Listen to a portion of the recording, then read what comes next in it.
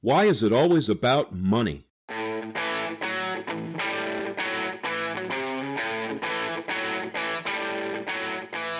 Welcome to the Hub for Important Ideas. I'm Steve James. And I'm Ken Swain. In this episode, we discuss money, greenbacks, moolah, the Benjamins, bread, coin, dough, dead presidents, jack, lettuce, loot, bucks, and scratch.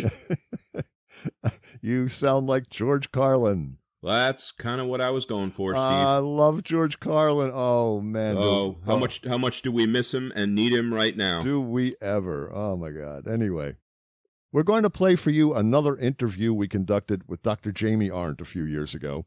Dr. Arndt is a professor and chair of the Department of Psychological Sciences at University of Missouri. Here's the interview with Dr. Arndt. We're very glad to have back with us Jamie Arndt. He is an assistant professor of social psychology in the Department of Psychological Studies at the University of Missouri. Dr. Arndt has published 35 articles that examine such topics as how the fear of death influences creativity, self-esteem, aggression, legal judgments, unconscious processes, material pursuits, and health behaviors. Welcome, Dr. Arndt. Thanks for visiting us once again. Oh, it's my pleasure to be here. Thanks for having me back. Thank you. Jamie, we asked you last time if you would review the basic ideas of Ernest Becker and sort of give us a quick walkthrough of terror management theory and what you guys are working on in your research. Would you mind doing that again for us? Sure.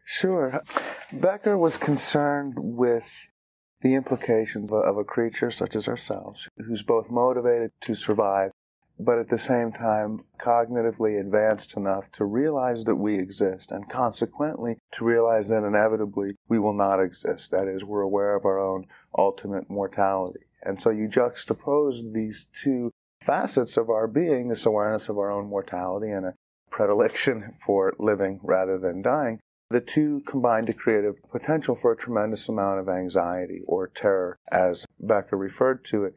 And then the issue is, well, if we've got this, if you accept this, if we've got all this potential for anxiety, why aren't we twitching, huddled in a corner, groping for a volume the size of a Buick? Presumably, we're then managing or controlling this anxiety. And Becker suggested that we do so largely by investing in cultural beliefs that provide us with a sense of meaning, provide us with a sense of purpose, a sense of order, with the possibility of being ourselves heroic and thereby attaining some kind of literal or symbolic form of immortality. Terror management theory? Terror management theory is a perspective proposed by Jeff Greenberg, Tom Pazinski, and Sheldon Solomon that represents an effort to take aspects of Becker's analysis and subject them to some empirical scrutiny to assess whether or not they hold any scientific merit by exposing them to the rigors of scientific tests, as it were. So one of the things that you can take from Becker's ideas is the notion that if our identification with things like culture, if our pursuit of self-esteem and feeling valuable or feeling heroic, if that protects us from the anxieties associated with our own mortality, then it follows that if you heighten concern with mortality, or do what's called make mortality salient, it's a jargony term that we use, make people think about their death, then you should observe increased efforts to defend those cultural systems, or increased efforts to maintain self-esteem, or live up to a feeling of being valuable. So this is a basic hypothesis that has guided a range of studies at this point that have examined this notion by essentially reminding people, either consciously or unconsciously, of their death, perhaps giving them a questionnaire to fill out that asks them to briefly reflect on their own death, perhaps interviewing them in close proximity to a funeral parlor or a graveyard, or using sort of computer methodologies to get the word death or the idea of death into their head without their conscious awareness, using any of these variety of techniques to activate such concerns. Other groups of subjects, what we call our control conditions, wouldn't be exposed to these sorts of thoughts, these sorts of concerns, and then later measuring their behavior in this regard, their defense or their identification, their affiliation with these cultural and symbolic beliefs. And one of the things that we've now found in just a wide number of studies, is that when you remind people of death, either consciously or unconsciously, you see these increased identification with their cultural belief, increased defense of those beliefs, increased efforts to do that which leads me to feel valuable about myself. Can you give us an example of a study that brought out some of these ideas? Well, one of the first studies that was done brought Christian subjects into the laboratory, and they reminded Christian subjects of their own death or not using an open-ended questionnaire, and then later had them evaluate two other targets, two other people who were purportedly in the study. These were fictitious people,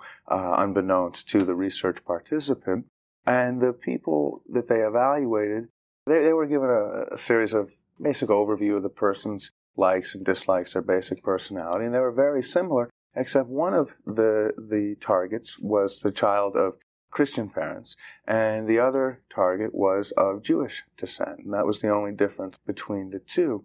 So what we're looking at here is, or rather what Jeff Greenberg and his colleagues were looking at here, was how does reminding subjects of their mortality affect how they evaluate these two different people, one being a Christian and one being a Jewish person. And what they found is that after being reminded of their death relative to being reminded of some other aversive topic, people became much more positive towards the fellow Christian, that person who presumably upheld the belief system, and much more negative towards the Jewish person, that individual who presumably undermined or threatened the belief system by espousing or at least identifying with a different system of beliefs. So that's sort of one example of a study that's been replicated by a number of different researchers, both in the United States and in a variety of other countries. Not something that we would think is unique to Christians per se. I just use that as one example, but a finding that's been evidenced with a variety of different types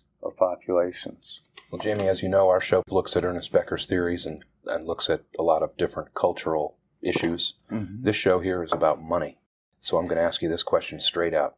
What is money? That's the big dollar question. It depends what perspective you want to take. Money is a physical piece of paper, or it's a piece of copper. Economists would argue that money is a rational medium of exchange. But I think you can also look at money with the psychological dimension, with money being a very, very powerful symbol of prestige, a very, very powerful symbol of, power, as it were. And it's a symbol that we often tend to overlook. We don't necessarily think of money in this fashion. We think of it rather, money is that which enables me to get a new car. Money is that which enables me to go out and get a nice meal or a bottle of wine. But money is also much more than that, and it's very much tied into the symbolic power of money and what that conveys. And this is something that Joseph Campbell points out quite poignantly when he asks us to look at the back of a dollar bill. And it just so happens I have one here. And can you believe that? This is unfortunately the only particular bill I have. No 20s or 50s, but ones. Benjamins. The Benjamins, the Georges. And if you look at the back of the dollar bill, I think you see some very interesting things.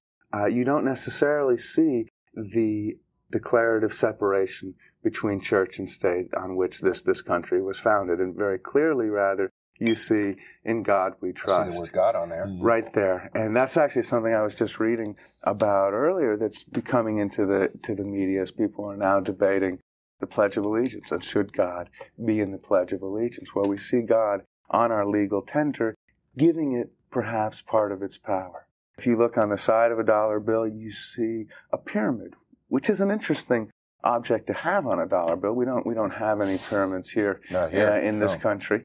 And it's got that scary eye at the top of the pyramid. The disemboweled eye. Unbelievable symbol to put on an American anything. This pyramid with an eye coming out of the top of it. It's amazing. Yeah, Joseph Campbell would suggest that is quite literally the enlightened. You can see that it's enlightened. The enlightened eye of God, which opens to us when we reach the top of the pyramid, when we reach the top of this, immortality symbol. The pyramid is an immortality symbol. Absolutely. Yeah. So how does this tie into our feelings of self-esteem, self-worth? Money is king. Why do we value it so much? There's a lot of reasons why. I think, of course, we value money. We value money because money can get you cool stuff. Well, that's the rational part. That's the rational part, but it goes much beyond that, I think, because also what does money communicate to us? It tells us not just how much our car is worth, but how much we are worth as the person who holds the keys. And so it becomes, in this way, a reflection of our sense of symbolic value. So in the same way that we value money because it can buy stuff, it can buy stuff also because we put so much value into it. That was Brown, wasn't it? It was Brown, also Giza Roheim, an anthropologist in the 40s, who said something, probably said it more eloquently, but something to that effect. How does it tie into our response to death anxiety? In other words, how does it help us overcome our existential fears, our anxieties? Well, when you think about what our research has shown, what the terror management research has shown, it's shown that when you activate these concerns of mortality, you're heightening efforts to maintain self-esteem. Presumably what we're doing is activating concerns that are always there. As William James liked to refer to it, the skull that grins in at the banquet. That specter of death that does loom over us. But we can heighten it, and we can then observe these efforts to maintain self-esteem. So now you step back and you say, okay, well, how do people maintain self-esteem in this country? What makes people feel valuable? Well, what makes people often feel valuable is having the Armani suit, is having the designer dress and the nice car, the Cadillac or the Porsche or the Ferrari, whatever kind of vehicle that I don't drive. We're talking about. Us either. Yeah. Thank you. Yeah. Okay. When we have these symbolic reflections that says, look, I've made it in this world. I've attained a significant amount of material success. That makes us, and that conveys, in this culture at least, that we're people of value, that we're special. And so to the extent that that gives us a reflection in which we can feel good about ourselves, and to the extent that feeling good about ourselves provides protection from deeply rooted existential fears, then we can understand this urge to splurge, this press for materialistic desire as a response in part to efforts to manage these deeply rooted concerns about death and vulnerability. We were reading one of your papers recently, and I was stricken by the phrase, dressed to kill. People always use that phrase, dressed to kill, and it's really ironic in this context, isn't it? It is. It is an ironic phrase. Yeah, fascinating phrase, in which one is, spiffed up, dressed to the nines, looking good, reflecting some degree of cultural success, and perhaps tying it back into Becker as he does with the hero's triumph over death. You're dressed to kill. You now have the power over life and death. And looking better than the other person. Absolutely. I mean, the implication is dressed to kill is like, I'm looking like this, you're looking like that. I'm better than you. That's right. And that's a powerful psychological reaction. Yeah. Unfortunately, much of the way that we often maintain self-esteem is not just by our own glories and our own kudos, but at doing those at the expense of others. So I can be up here, and that can make me feel particularly good if you're down there. And if I'm dressed to the nines and you're not, well, then I'm better than you. How does terror management theory help us then to understand this materialism, this what Kirby Farrell referred to as consumer utopia that we find ourselves in? What does terror management theory do to help us understand this a little better? Well, one of the things that it suggests is that to the extent that this consumeristic utopia, these messages of mass consumption and materialism, to the extent that they become integrated at the individual level, the individual buys into them, as it were, as a means to attain self-esteem, we can then understand, in part, people's very, very powerful drive to acquire more. I think of Mary Poppins, enough is as good as a feast. And unfortunately, that very sensible notion is not something that many Americans live by. We're driven for more, and we can begin to understand why we're driven for more if we recognize that it's fulfilling a very powerful need that people have to feel good about themselves. It's a religion in a way. I mean, it takes the place of the religion that we seem to have lost or abandoned, possibly. Yeah, the money has become The new immortality ideology was, of course, the notion of Norman Brown and Ernest Becker, where the Wall Street Journal is now the Bible and the shopping mall is now the temple. What are some of the unfortunate psychological consequences of setting your society up this way? Well, there can be a number of them. I think that, one of the things that social psychological research has begun to suggest over the last 20 years or so, and this is research that comes from a variety of directions, not necessarily terror management ones, is that pursuing money at the expense, and I think this is a very, very critical point, it's not just pursuing money, but it's pursuing money at the expense of other more communally oriented, or what people call self-determined. Self-determined being that which reflects one's core being or inner desires. At the expense of these self-determined goals is often associated with lower health, lower well-being, lower basic psychological satisfaction. Money can't buy you love, as you guys noted, I thought very nicely, according to the Beatles, and it also appears that it can't buy you happiness. More wealthy people are, statistically speaking, no more happy than people with less amounts of wealth. And there's even indications, as I was saying, that striving for that can result in lower health and lower well-being. There's a common theme. A film like Citizen Kane. I mean, that's the message of Citizen Kane, that, you can have this incredible fortune and you end up totally empty inside. Yeah. Right, absolutely. This analysis, what we're suggesting, holds to the extent that that is part of your, as we like to refer to it, worldview, your value system. There are many elements of the American belief structure that espouse very, different charitable types of values. And to the extent that that's the standard by which one sees a sense of meaning in the world, then we would expect management of these existential concerns to proceed along that kind of a trajectory. That is, we would expect to see people becoming more charitable, looking out for the next person. So it's not that it's all greed, it's all out for numero uno, but rather it's a question of we have these different values, and to the extent that we're oriented towards George, then that can lead to these unwanted psychological consequences. But we also have these other values, and if we are oriented towards those, we can experience different kinds of results. So are you talking then about an optimal value system? I mean, that's kind of a loaded or difficult question, but if the system that we've got isn't working, what should we be working toward? Yeah, that's a big one. And I think it's very, very difficult to evaluate one's own cultural system. And this is something that social constructionists have been talking about for decades. It's very difficult to evaluate one's own cultural system without utilizing those same cultural values that you're now trying to evaluate. But Becker's work provides a way to begin to do so. And I think it's a useful series of questions to ask that get at the point you're wondering about. And that is to question, to what extent does a cultural system do a few things? To what extent does it provide for the psychological needs of its members? To what extent does it give those people in the culture a sense of meaning and the possibility for a sense of value? And to what extent does it do that while minimizing the costs for those outside the cultural system and for future generations? And that's obviously a very, very vital criterion to apply. We can look at Nazi Germany and say, well, it's telling you you're the best, bag the rest. Tremendous meaning for those within the system, but of course, unfathomable consequence to those outside the meaning system.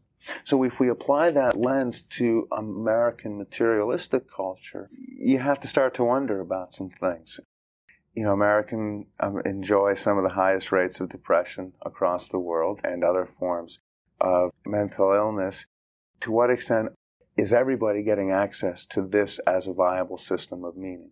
What is the cost that we're introducing to future generations? Of course, we hear about the ozone and other various problems. In short, suggesting, are we degrading the ecological viability of the planet and on which our survival depends?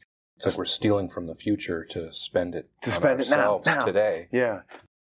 But at the same time, I think we have to balance that with a couple of notions. One is that we do have alternative elements to the belief systems that we subscribe to that lead towards different consequences, that lead towards norms of charitable behavior, norms of fairness, norms of equity, norms of restraint And to the extent that we can make these norms more salient to people, one of the things we know from social psychological research is that attitudes and values influence behavior when they're salient, when people are thinking of them. If we make these things more salient to people, perhaps they have more of a guiding influence on our behavior. Perhaps they can gain self-esteem from something other than money, position. They can gain self-esteem from helping out the person next door. And it's interesting, Eva Jonas is a colleague of ours who's pioneered some very interesting studies that essentially try to do just that. And it's say, okay, listen, we can create conditions where we can show that people are going to be more materialistic. People are going to love the Lexus. They're going to love that Rolex. They're going to say, mine, mine, mine. But we can also create conditions when we make salient certain values, when we remind people of these other aspects and the importance of charitable behavior, where in one study they paid some research participants a few bucks, and then the participants turned around and handed the money to somebody else, actually gave up that money, presumably because they're now trying to maintain, as in the same fashion, a sense of meaning, a sense of value, but just through a different means. So what's being done to foster alternative belief systems?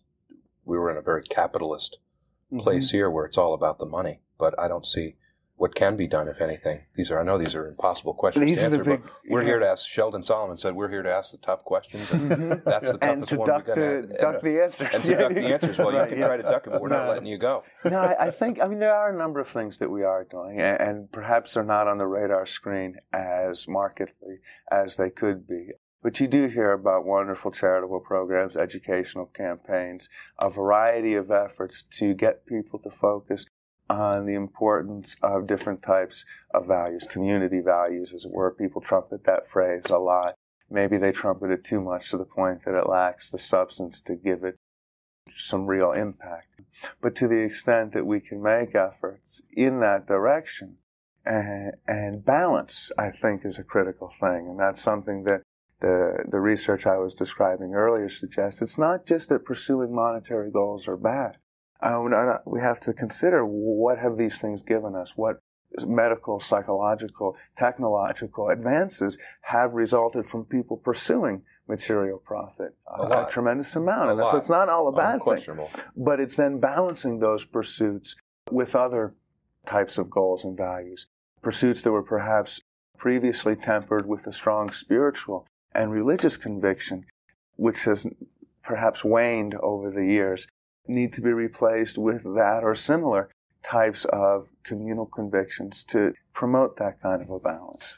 What's the task of future research, of the social scientists, this next generation of Becker-informed social scientists? Where's your research going now? Well, in this direction, I think that the work by Eva Jones is one study that I see is particularly exciting. That was a study in which she tried to examine how to promote different forms of fiscally or materialistically oriented behavior based on the norms that are salient. And I think there's a number of convergent ways to get at that.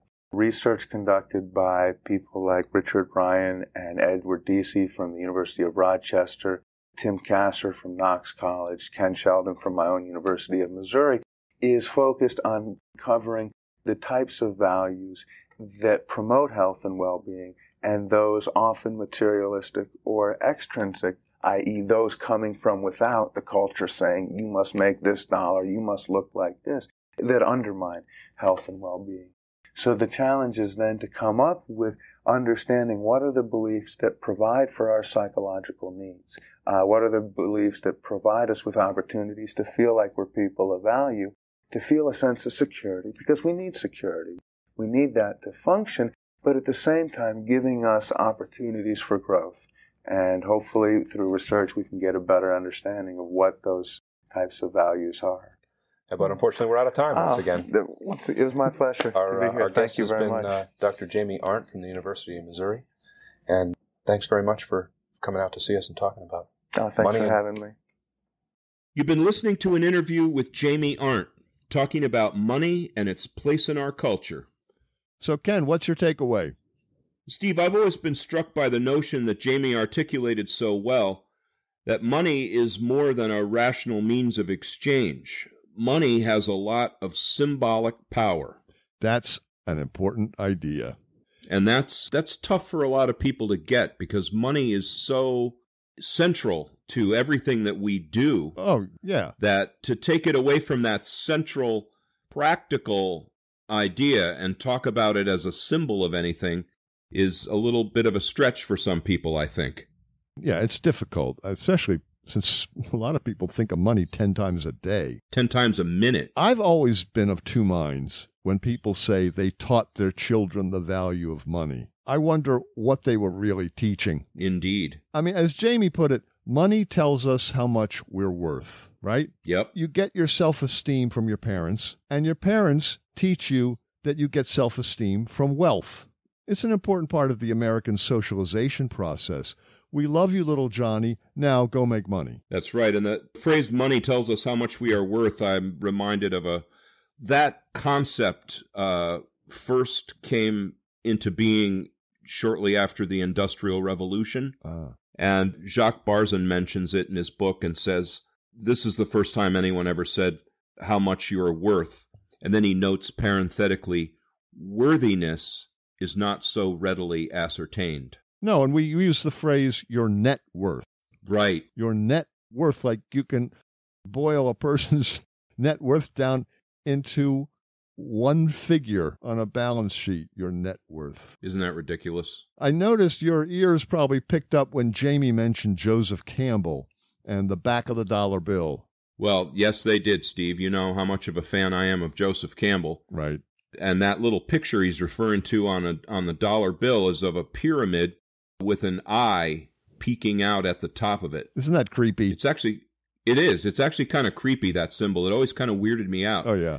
And Jamie mentioned death anxiety, and he talked about terror management theory research validating the theory that concerns about mortality heighten efforts to maintain self-esteem. Those concerns are always there. And I know you reacted again when Jamie quoted William James. Well, yes, Steve, I'm a huge William James fan also. And he used one of my favorite James quotes, the skull that grins in at the banquet. It's one a lot of people already know, that the specter of death looms over us all the time, something that people are loath to have pointed out, but James was the one who did it. I actually looked this quote up. Most people just know the skull grinning in part. The old man, sick with an insidious internal disease, he may laugh and quaff his wine at first as well as he ever did, but he knows his fate now, for the doctors have revealed it to him, and the knowledge knocks the satisfaction out of all these functions. They are partners of death, and the worm is their brother, and they turn to a mere flatness. William James doesn't pull any punches. No. With that quote. That specter of death that looms over us. Yeah, but he's right. People want to forget it, and they want to just order another drink and put it out of their minds, but you can drink all you want and forget all you want. The skull is still grinning in at the banquet, my friend. Oh, yeah. It doesn't go away. Jamie talked about how people maintain self-esteem in the U.S., what makes people feel valuable. And he mentioned clothes, car. Yep. I know you love his wonderful phrases. Yeah, he was surprising. Like he said, the urge to splurge. I feel the urge to splurge.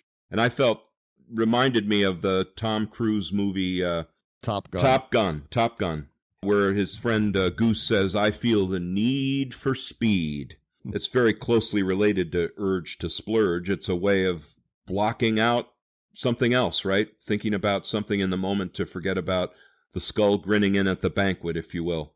And he uses it to mean a response in part to manage deeply rooted concerns about death vulnerabilities. And another one he says is dressed to kill. Remember, a lot of people say that. Oh, she's dressed to kill. And when one is all spiffed up and looking their best and wearing their best outfit and reflecting some degree of cultural success one would expect, and having the power over life and death, a person would feel, I'm better than you when I look like this. Oh, yeah. And I think Dressed to Kill was a James Bond movie, but I'm not sure about that. Yeah. But this drive to acquire more stuff can be understood as the drive to obtain symbolic self-esteem, which is a primary defense against death anxiety. And therefore, one can never have enough. Jamie quotes Mary Poppins, of all people, and I don't think we quote Mary Poppins enough, Steve. in the modern world. I never have. I never have before, but Mary Poppins claims enough is as good as a feast. And Jamie points out after that many Americans are driven for way more than enough. Yeah, so I did a little research, did a little scratching on the back of a napkin. Yeah, this is something. If you spend $1,000 per hour, spending it 24 hours a day, so in other words, you're spending $1,000 an hour even when you're asleep, it would take you 114 years to spend $1 billion. Wow. Jeff Bezos, founder and CEO of Amazon, has roughly $143 billion. So you can do the math, how long it's going to take him to spend all that. He earns in quotation marks, $3,182 per second. Right. Comparison, a content and comparison platform, projects that Bezos will be the world's first trillionaire by 2026. That's trillionaire with a T. Yikes. And the company said their projection is based on taking the average percentage of yearly growth over the past 5 years and applying it to future years. In comparison, shows Bezos' net worth grew an average of 34% over the last 5 years. So enough is never enough. We're driven for more. And these are our heroes, these billionaires. This explains, to my mind, why radical income or radical economic inequality is not only tolerated, but celebrated in our society. But that's a topic for another day. Yes, it is. But when you look at what radical inequality is doing to our society, and when you look at our reverence for people who've just acquired a lot of money or just inherited a lot of money, look at Donald Trump, who played a billionaire on television. Right. Odds are he never had $1 billion, but everyone saw him as this successful businessman, which he wasn't. He was a failure, flying in on his helicopter, striding in slow motion, this game show host. Yep. In a phony boardroom, which was really a set, and they edited him to make him seem so brilliant, the stable genius he calls himself. These are our heroes, Jeff Bezos and the rest. Jamie actually compares it to a religion. Yeah, once you kill God, then this is what you have. Yeah, when you're in a secular society, if you're really going to try and do that, and people don't, I think enough about this when they just wave their hand and say, we don't need it anymore, you've got to have something pretty impressive if it's going to exist in this world and it's going to take the place of what God used to be. Right. I guess you need $3,200 per second. Yeah. I did a little experiment with my staff, and I just was counting that off. Okay, ready? 3,200, 3,200, 3,200. That's how fast it's accruing. I was looking at a stopwatch. Incredible. Yeah. And so then Jamie cites psychological research that shows that pursuing money, chasing the almighty dollar, as your cousin Dave used to say. Yes, he did. Yep. Results in lower health and well-being and lower psychological satisfaction. Now, I disagree about physical health. Most studies show that the more money you have, the longer you will live. Poverty kills. But I can't disagree with the old adage that money can't buy happiness. No, indeed, Steve, and it might be arguing a stickler point, but I think that chasing the almighty dollar, it's not really the same as having the almighty dollar. Right. And the chasing part can be extremely stressful. Right.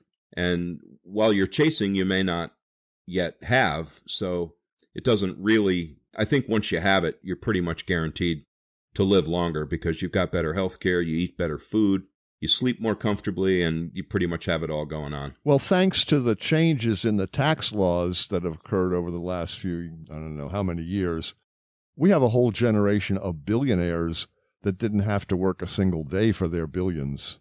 They're just a generation of people that are inheriting incredible wealth. Well, and you said when you were talking about Mr. Bezos, yeah, that how long it's going to take him to spend it. It's actually generations to come aren't going to be able to spend it. True. So like his children's children's children's children will never have to work a day in their life. Maybe not. And in a certain sense, that's immortality. right? Yeah. They're going to have your big picture on the wall somewhere. Say, well, thanks for great-great-grandpa Jeff. We all get to sit here and do whatever the hell we want, and we want for nothing. It's American royalty, which the founding fathers were dead set against.